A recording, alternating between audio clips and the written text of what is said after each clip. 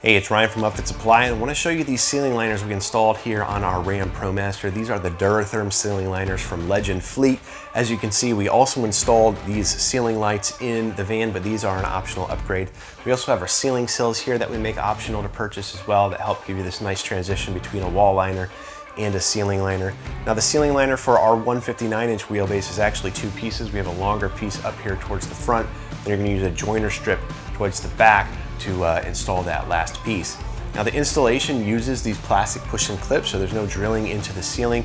It lines up with pre-existing holes and you simply snap it in place. Now the primary purpose of this ceiling liner is to protect the ceiling from any dings or scratches or anything like that that could be made as you're loading in cargo, equipment, tools, things like that.